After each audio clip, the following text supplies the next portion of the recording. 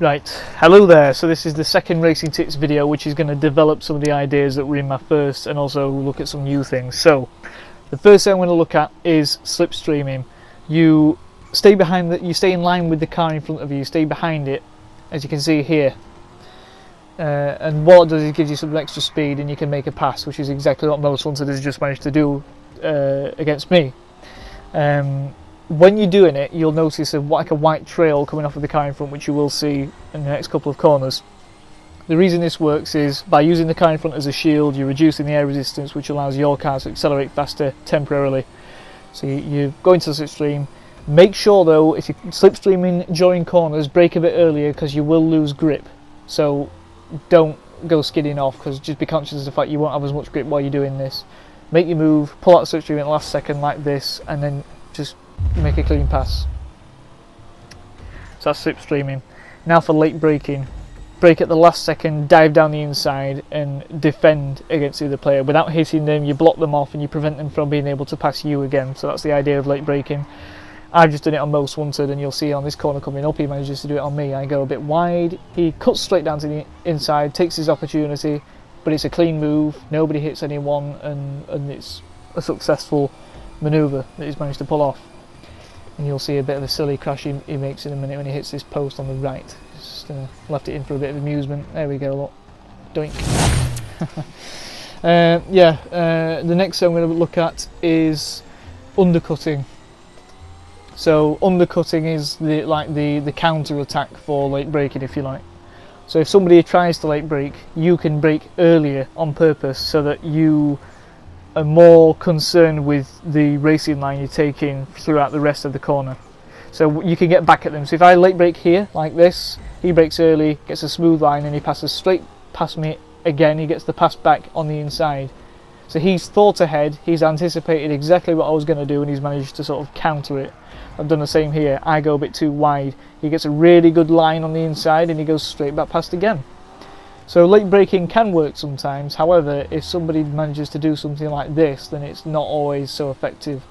So that's something quite useful. If you know someone's going to try and dive down your inside, be a bit patient, play the long game and just think ahead, because if you brake early enough you can get a really good exit from the corner and pass on their inside. So that might be something that's quite useful to you if you've got some really aggressive players that take chances. So what I'm going to show now is another example of undercutting. This time obviously Most Wanted undercut me when I tried to late brake against him, and now I'm going to do it the other way around, so you can see maybe how it might be slightly different on another type of corner. So on a faster corner, how could this come in? Well, it won't be quite the same, it won't be so much drift towards the outside, but if I allow him to late brake here, but I brake earlier, I get a smooth line, smooth exit, and I can pass back around the outside because he's gone wide. Here, this was a situation where I could have tried to make a move, but it wasn't worth it. You'll notice there's quite a few barriers on each side, and I decided to back off. I'm catching up to him here, but I back off because it's not worth taking us both out, so consider that as well. This one is passing around the outside, so if someone goes too shallow and too slow on the inside, you can hold it around the outside provided you don't drift too much. So it's something that you can do. It is possible, it's just not very easy. Don't always go for the inside, because if you catch someone it could be seen as a dirty move, so remember the outside is also a possibility. If you're side by side, make sure you brake a little bit earlier if you're on the inside so you don't clip them, because that could have taken us both out.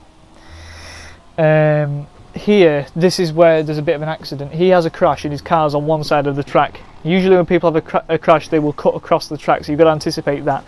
Instead of going to the left, I go to the right, because if I went to the left, he actually comes across there, even though there is initially a gap. Same thing here, he wants to go to the left, but doesn't actually work out. Right, if you've got dirty players that do this sort of thing, which, you know, I can say for one thing that I end up with a lot of this sort of crap, and he is putting it on at this point. Most hunters not usually like this, but if you end up with this sort of thing, if somebody tries to do this, use what they're doing against them. So when he tries to sort of plough into me from the side here, I try to use that against him, so I brake a bit earlier so he doesn't take me out because he's trying to knock the back of my car, and then here he sort of cuts across and takes himself out almost, so it's his own fault. So use their tactics against them rather than doing it yourself and sinking to their level, if you like. Right, this is something else they might do as well. If they brake extremely late, they'll use your car as a brake, or they'll use you as a barrier to stop them from going too wide. If this happens, maybe brake a bit earlier, because it will slow you down, but it's better than crashing, because that slows you down even more. So let him just plough straight through. He's going to go into that barrier. You know, I've braked earlier and I've let him use his own silly attempt at trying to take me out against himself. Okay, so the rest of this now, at this point, is just a bit of a battle on the rest of this track, and you'll notice these cars are quite different. He's in a heavier, more powerful sort of car, which gives him an advantage on the straights, but in some of the tighter corners I'm able to catch him up. And also his car is very unstable, so you know, it's worth considering that for different tracks. It's not as simple as saying all the time, okay, this car's better than another. Overall, yeah, that might be the case. If you look at the supercars, for instance, generally you might say the Zentorno is a faster car than the Turismo, but if you're wanting something with a really good turning circle, then the Turismo is the way to go, because there's nothing else in the supercar class that turns so sharply. You've just got to be a little bit careful it doesn't drift too much. So it does depend, it's personal preference, and it depends what track you're on. For this track though, I was talking to Most Wanted and he told me that he would have been better off choosing his Ruiner, which is a more stable car than the Dominator, and you can see why. With some of these corners there are a few sort of bumps every now and then, where the Dominator is just so unstable, he's having to wrestle with the car.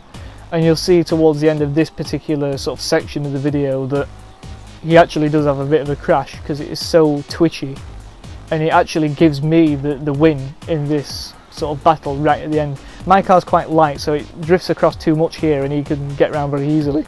So but this is a really good car though, I must say. This is one of the DLC cars. It's the Coquette Black Fin. Very expensive really for a muscle car, but I do like it. It's based on one of my favourite cars anyway, the Corvette C1.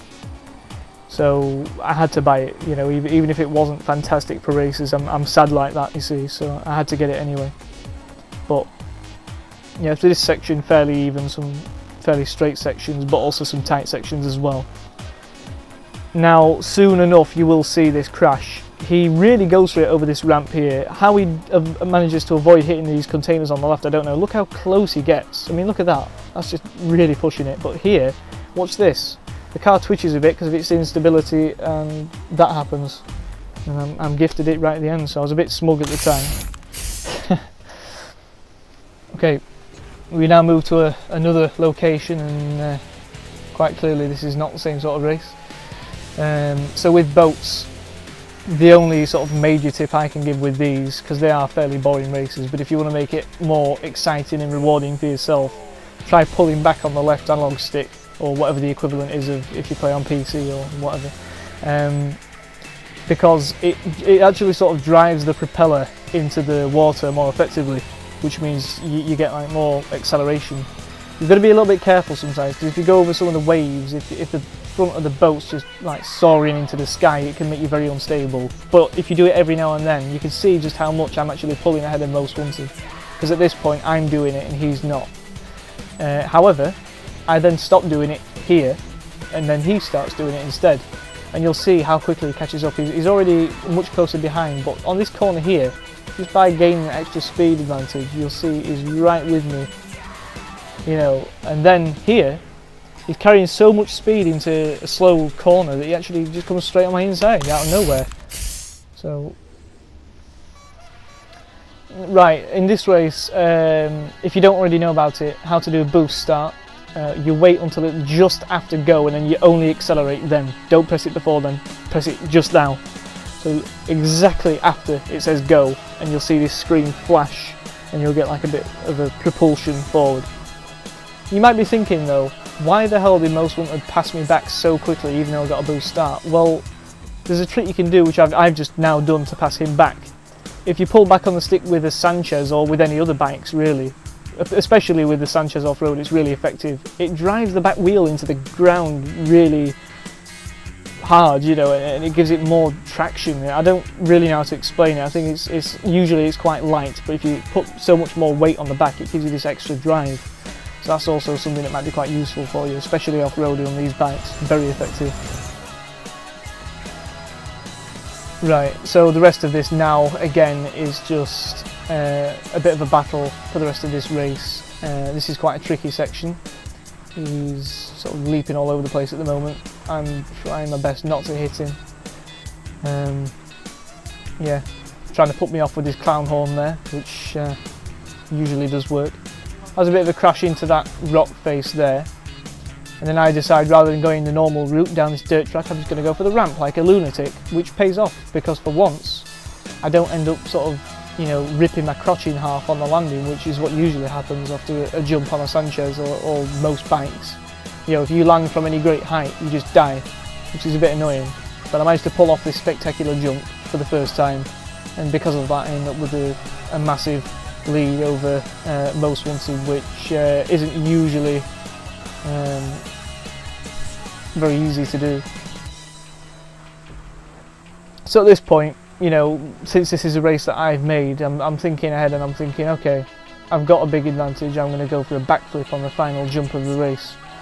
You will see though that doesn't really work out for me. I don't actually get enough height on the jump for some reason, and I end up landing on my head and my character just goes flying and continues and almost finishes the race, but unfortunately with it not being a GTA race, if I'm not on my bike it doesn't count as a finish. So that's a bit of a shame. But this section coming up, jumping into a tunnel. Yeah, jumping into a tunnel, not the sort of thing you usually do, but ramps going into a tunnel and then some wrecked buses which I drive along the top of, which you'll see here. But there you'll notice there's like a black bar, like some sort of metal bar right above my head. If someone was slipstreaming me behind and they were going at full speed, their head would actually hit their bar, and it's happened so many times. I've been racing someone and they've been going too fast, and there's the failed backflip I was talking about. They've been going too fast and they've actually sort of decapitated themselves. So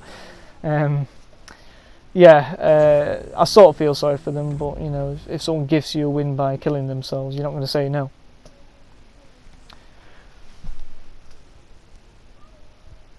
So that's it for this one. I'm hoping that these tips have been of some use. I tried to cover some other things that I've not covered in the first racing tips video, and you know, just throw a couple of other random bits and bobs in there, like the pulling back on the stick for boats and for bikes. The boost start, for those who don't already know about it, a bit of advice about which cars to choose and things like that.